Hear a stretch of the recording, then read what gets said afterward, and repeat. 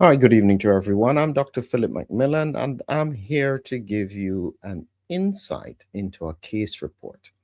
For anyone who has followed me, they will know that I always talk about COVID because for me, it's still with us and it's still having direct implications. So today, I'll be talking about this case report. This was from the BMJ about disseminated coccidioidomycosis with cutaneous, pulmonary, and suspected CNS involvement in an elderly patient. This paper is a description of what happened with a patient. I am taking my interpretation on the data that's put in front of me. So it's important for you to know this is my opinion of the paper. Okay. And I've put the link in the description if you want to take a look at it yourself. And I've made some highlights because we appreciate the work that people go through to put these case reports up. I especially appreciate the fact that I'm able to talk about my thoughts on clinical presentation at this point. So, what we're going to do be adding some thoughts and sharing with you some ideas about why I think this may be related to COVID. And what is it relevant to you if you're a clinician? It would hopefully encourage you to think about it when you see unusual presentations. And if you are just a loved one, a relative, you can still ask the clinical team to consider the possibility if you have seen any patterns that could be suggestive of it. So let's get straight into this case. So, as I said, this was in the USA that this was done. It was published in December of 2025, so relatively recently. And they were talking about a patient who was recently diagnosed with Parkinson's disease and treated for coccidioidomycosis. It's endemic to parts of the United States, Mexico, and Central America, and it's a fungal infection. And about a third of people who get it can have what we call pulmonary disease, and only 2% experience extra pulmonary. Pulmonary meaning lung, 2% have it spreading elsewhere. So it's not that common. And this is why it ended up as a case report. So let's just start with a few things with regards to the case. And I've highlighted a few points that I would make that make me think that COVID should be in this differential. So follow along. Here is a 70-year-old man. He is a construction worker. He's been working for 50 years in the California region. And he was recently diagnosed with Parkinson's disease. And then he had transient global amnesia. That's where he had memory loss, short period of memory loss, and some brain injury. He only had prostate problems. So he was generally well up until recently. And important to note that he then presented to the emergency department with painful nasal ulceration and changes to his mental status. He was confused. And so he hadn't been traveling recently, hadn't been using corticosteroids, and didn't have any known immune deficiency diseases. So this was therefore one of those straightforward cases, or not so straightforward cases, that was presenting to the emergency department. Now, that all is going to tie in to the diagnosis of a fungal infection, especially his nasal ulceration. And I think, I tell you what, as you go down, I'm going to come back to a piece of information. So when he presented to hospital, this is the bit that many people miss, and it is extremely important. Several months prior to all of this, he experienced low grade fevers and chest discomfort. Okay. So he was then seen in another hospital, and the CT scan of his chest showed multiple right lung consolidations, bilateral ground glass opacities, and a pleural effusion. Now, this is a red flag because bilateral ground glass opacities usually points to more of a fibrotic process in relation to him having acute symptoms. One of the few other things that does this, bilateral ground glass opacities, and this is the bit that many people will miss, is COVID. COVID, it really does a lot of damage to the lungs, even sometimes in people who don't have a lot of symptoms. And critically, this is what we used to see in the early part of the pandemic. You could literally diagnose somebody as having COVID just from a chest x-ray or a scan of their chest, even before they had obvious symptoms, because there was just this diffuse infiltration in the lungs that I think is being overlooked at this time. Now, at the time, he was found to have a bacterial infection, Haemophilus influenza. Therefore, they put him on antibiotics and his respiratory symptoms resolved. Now, as you follow along, he then has the nasal bridge papules on his nose, which again, they put on antibiotics. Then he had an ulcer. And then a month after that, he presents with confusion.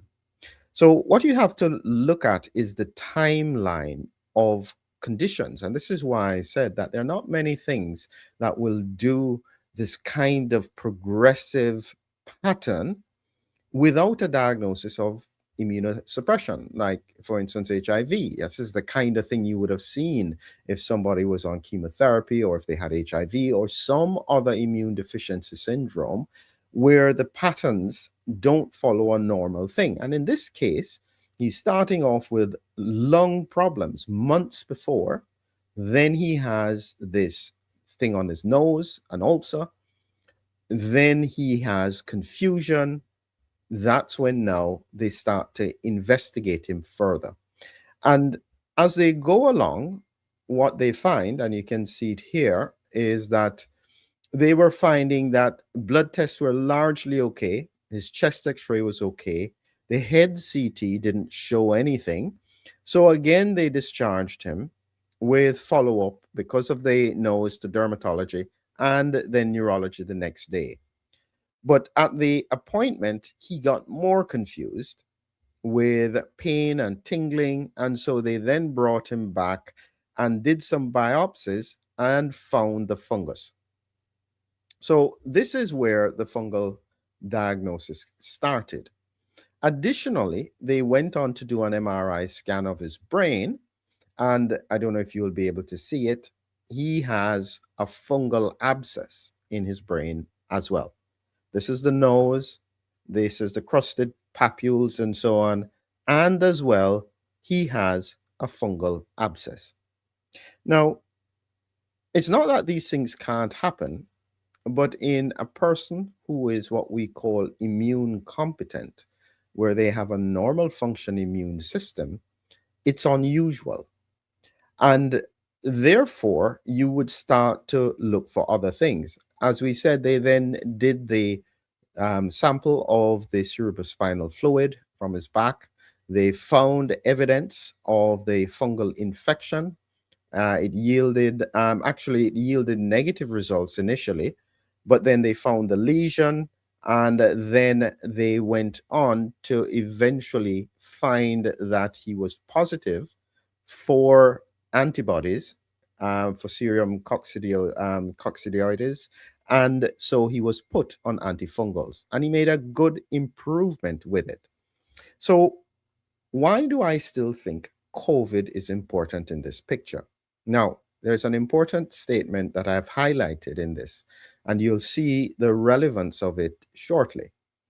Here, they did the HIV testing because this is one of the concerns, and they did a lymphocyte subset analysis. The HIV was negative.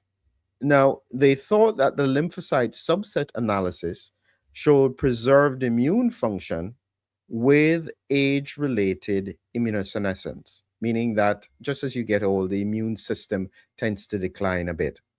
But when you look carefully at the results, it shows something very important. And In order to understand this, before I show you the results, I'm going to show you what I think is very relevant with regards to COVID and the immune system, and why, if there is ongoing subclinical circulation of this virus, and I tell you what's happening is that because so many people who have been really boosted have IgG4 antibodies, sometimes they literally have no symptoms. And by the way, in this case, they didn't at all talk about COVID infection or vaccination. And so it wasn't even considered in the picture. So I am bringing that in this case. This is just my opinion.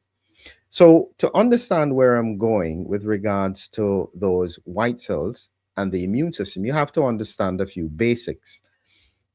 I have this image of the immune system, and different parts of it I put like an army. So you have tanks, which are monocytes and macrophages. Neutrophils are your foot soldiers. The T cells are like your air force. The B cell produce antibodies, which are like the missiles and artillery. Your natural killer cells are the Navy, and then you have mast cells. And this is an overview of how the immune system works.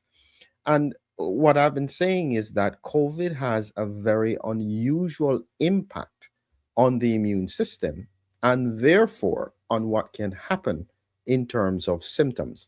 And let me just get this back again.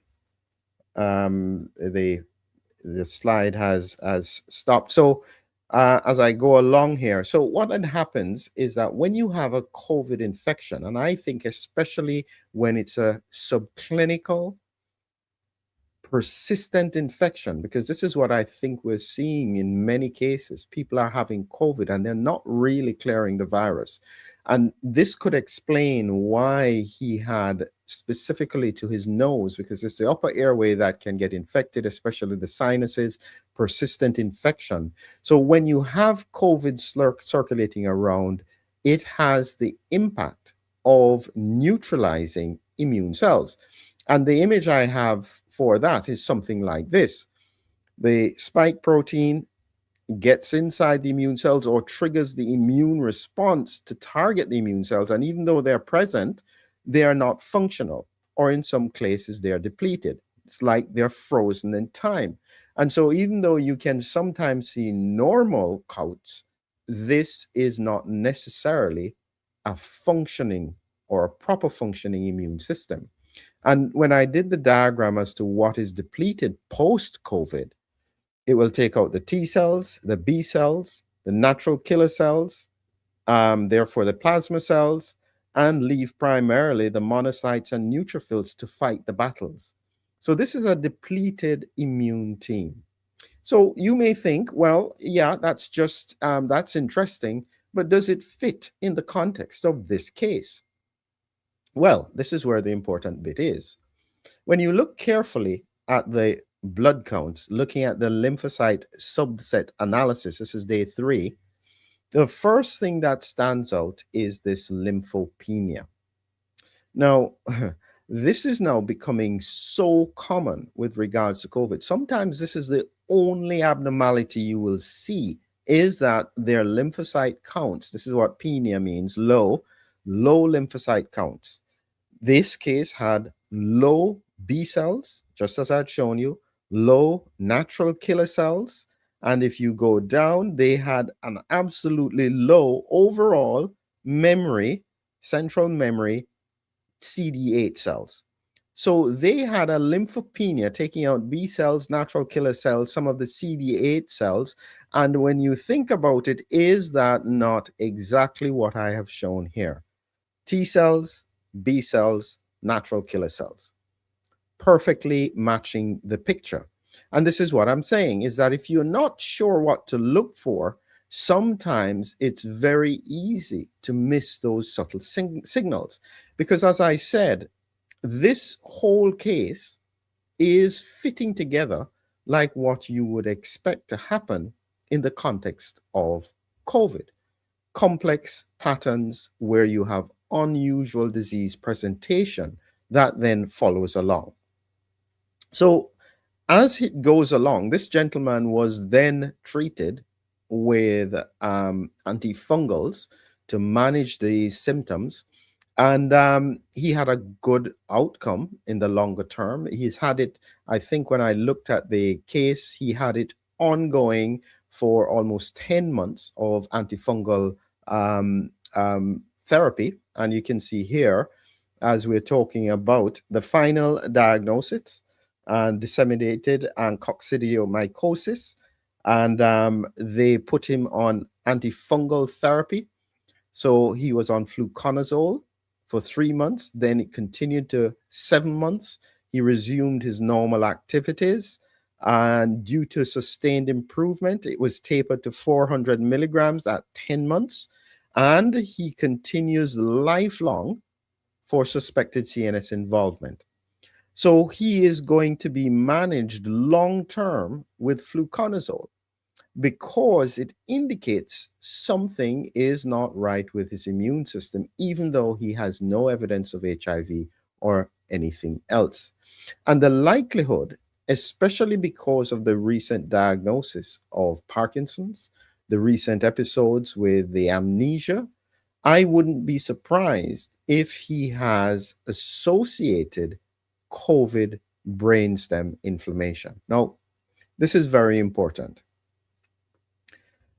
The impact of COVID after what appears to sometimes be an innocuous infection can go on for a long time. And here is the concern I have with a patient like this. When you look carefully at, again, what they found here, is that when they repeated the CT scan, and it shows you here outcome and follow-up, at 10 months, the MRI of the brain showed the focal abscess had resolved. They did a CT chest at 2 months post-discharge, and there was a reduction in the pulmonary consolidation. So it went down from 34 by 22 to 18 by 12. However, the trace bilateral pleural effusions persisted, and he still had ground glass opacities that were ongoing. And this is not a fungal infection. This is what's important. Now, at the moment, they are probably presuming this is all the fungal infection. But if it was, I think he'd be a lot sicker than this. So that fits with post-COVID patterns long term. It doesn't just disappear. And when you look at what the patient said, he said something very interesting that I found was quite valuable. He was very grateful for all the treatment that he had. He pointed out that initially I was treated for pneumonia and influenza, but despite this treatment, my condition did not improve. In fact, I got worse. Then he continued to have symptoms, and he points out, I feel that testing for valley fever should be included as part of the protocol for patients presenting with symptoms similar to pneumonia, COVID-19, and influenza. So he has picked up that COVID should be part of the pattern, and it usually suggests he had thought about it at the time. It was not irrelevant. It's just that at the moment, the way how it is managed is that if you have a negative test, it is perceived you don't have COVID. I think that is flawed in the sense that COVID should be a clinical diagnosis.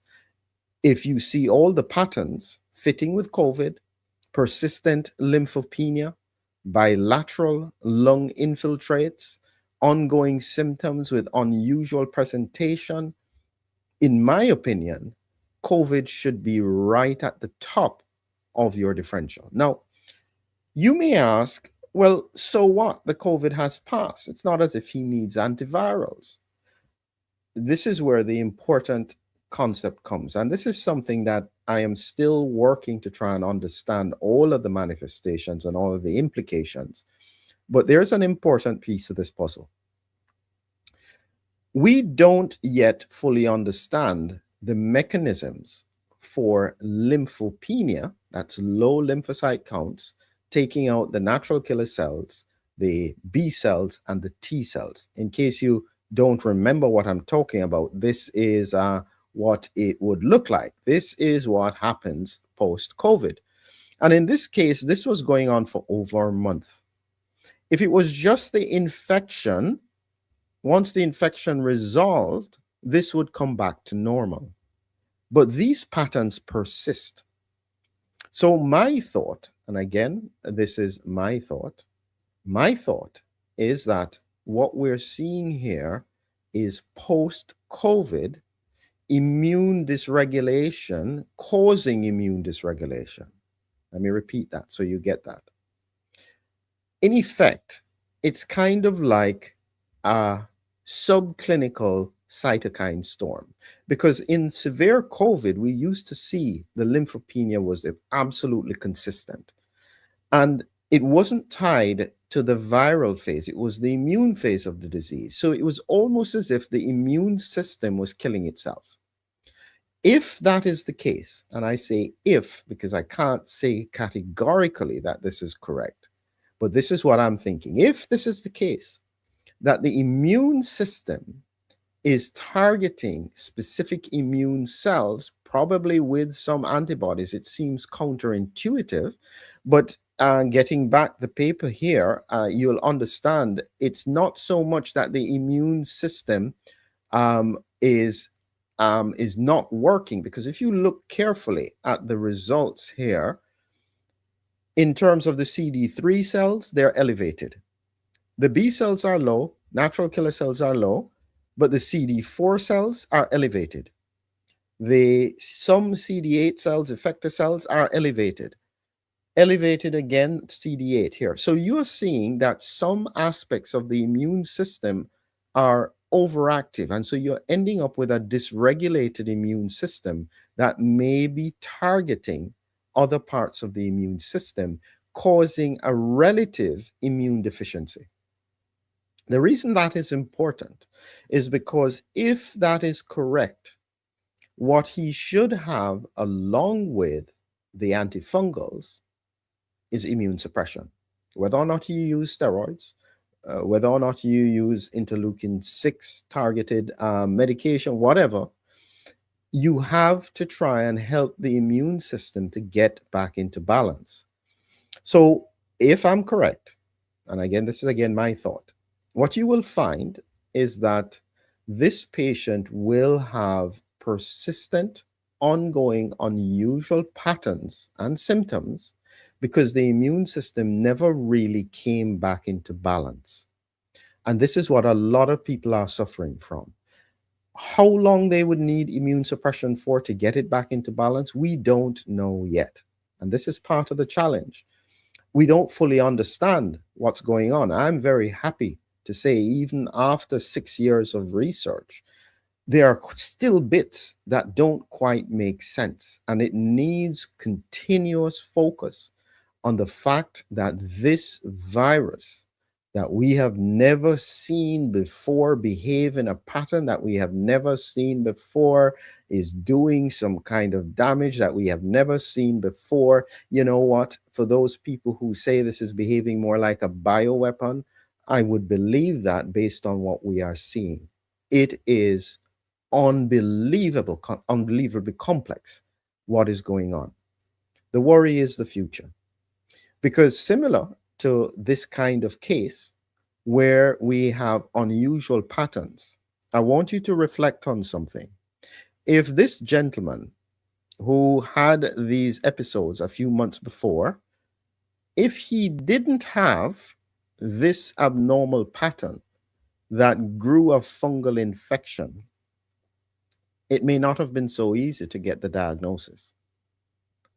It may have been easy to miss this abscess because they may not have done the MRI. Granted, he was confused, so they probably would still have done it. But no doubt about it, there are going to be many patients who have similar unusual presentations.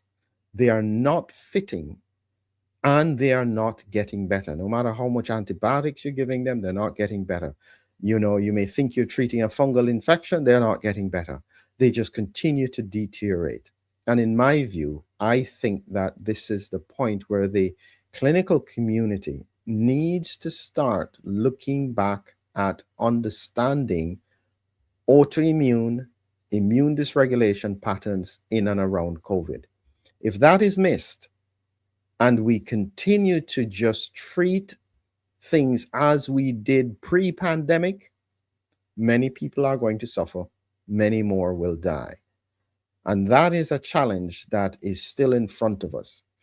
I can't say I have all the answers, but at the same time, without any kind of clear pattern that's there for us, we just have to continue to do the research, do the work to try and understand what is going on. Again, I give credit before I end. There is a link in the description below for this paper if you want to take a look at it. We appreciate these case studies because it gives us a chance to look objectively at many other patterns, and I hope to be able to look at more of them over time. So the link is in the description below. And recently did another case, Mr. Case in New Zealand, if you wanted to take a look at that analysis. I think more and more I'm going to be talking about real cases to try and see if I can put some understanding of the science as to what we are likely to face in the future. Thank you very much for being with me. Have a good evening.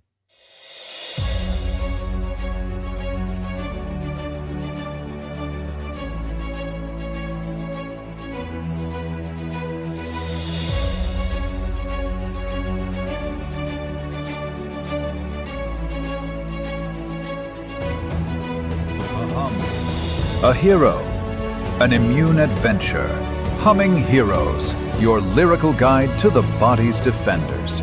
Now on Amazon. Check the links below.